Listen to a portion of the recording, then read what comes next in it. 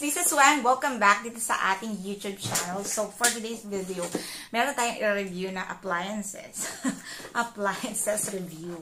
Ayan, so just recently, syempre, nabibili tayo ng damit. Ayan.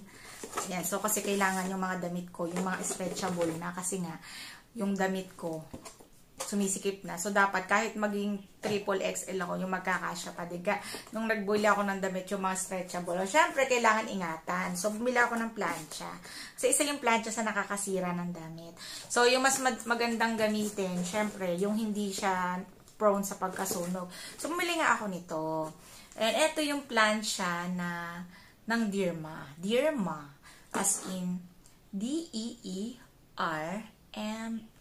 Dirma.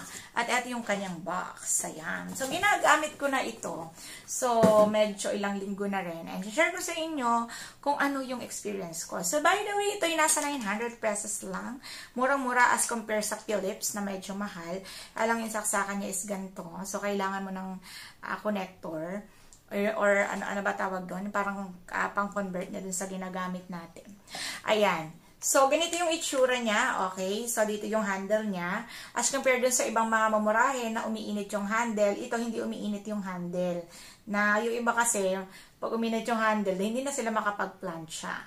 Ayan, so, ang ano nito, nakaka-plancha to, syempre, ang gagawin mo ay lalagyan mo ng tubig katulad nito. Wait lang, kukuha ko ng ng pangsaksak. So, kapag sinaksak mo yan, ito yung pindutan, no? Syempre, hindi pa yung uusok. Mag-orange siya, ibig sabihin, open siya. And then, pindutin mo. Ayan. So, naglalabas siya ng usok. Kita nyo ba? Kaya moist na yan, medyo mainit. So, ayan. Kaya nakakaunat siya ng, tawag dito ng damit. Ayan. So, dinemo ko sa inyo. Okay, nakakaunat siya ng damit.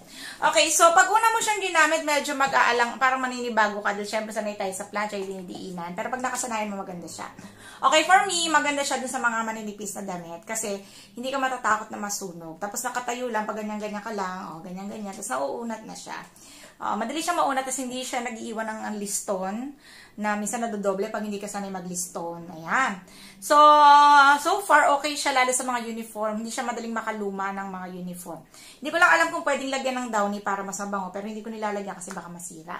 Ayan. So, eto yung, nung tinesting ko siya, eto yung video. Okay, so talaga namang nakakaunat siya and very useful talaga siya. Nakaunat siya ng uniform kahit yung mga maninipis, kahit sobrang lukot.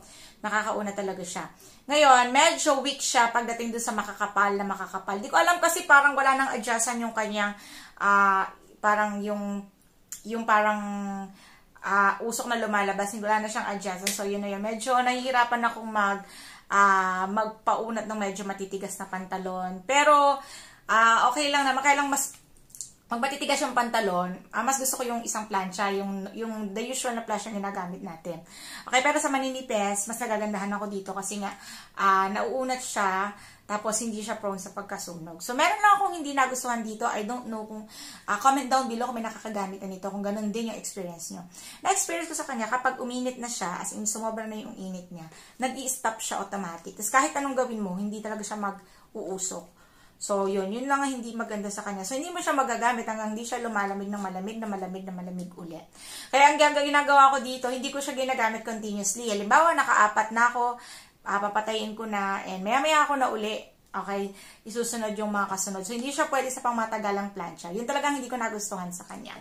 Okay, pero all in all, pagdating sa kanyang performance, na nakakaunat naman, yes. Pagdating sa price, okay. Pero yun nga, medyo hassle siya sa part ngayon. Siguro talagang ano lang to, no, pang daily use siya. Hindi siya pwede yung magpa-plancha ka ng pang buong linggo na tapos ilan kayo sa family. Ayun, hindi siya yata pwede sa ganon. So, siguro kung maraming gagamit ng plancha, lagyan nyo ng pagitan. Ayan, pero okay naman siya. Kung ikaw lang naman ang gagamit at hindi naman ikaw magiging planchadora, okay na to. Ayan, so yun lang guys. That is my overall review dito sa ating Dirma. Ano ba to? Hindi ko alam ang tawag dito. Ano nga ba tawag dito? Handled steam ironing Dirma handled steam ironing machine. Ang bobo sa English na. So, yun lang guys. That's all for this vlog. See you in my next one. Bye!